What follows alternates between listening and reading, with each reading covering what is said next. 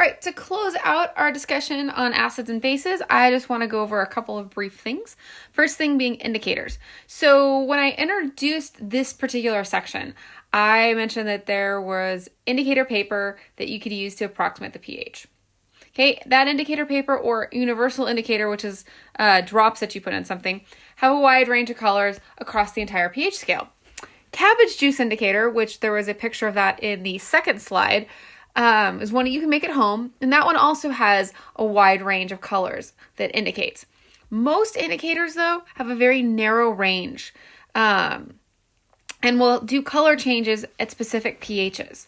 So most indicators are useful for 2 pH units, okay, because of the way they work. In 142, you'll actually look a lot more at indicators and understand what happens in an indicator and why indicators have that range.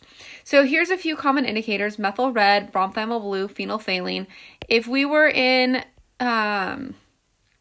person, we would be using phenolphthalein for our titrations. It's a very, very, very common indicator that we use with strong base, weak acid titrations because it color changes in the range where that titration goes to equivalence.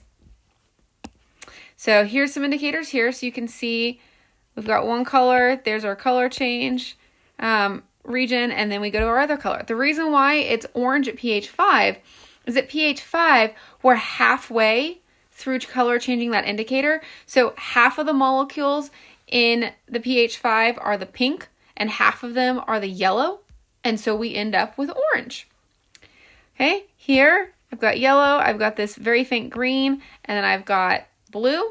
So again, pH 7 for this one is where we get that color change occurring.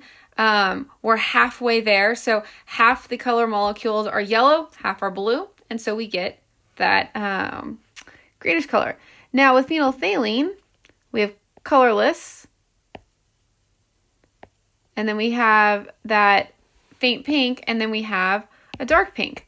So phenolphthalein is a little different in that it's colorless and then it goes pink. And so we get a fainter pink until we get back to our dark pink. So with phenolphthalein, we know that our titration has reached the endpoint, i.e. when we have had all of the molecules of acid consumed or reacted with by the molecules of base, when we get an incredibly faint pink color. So here's a whole bunch of indicators. Most of them, again, are only going to indicate across that 2 pH range.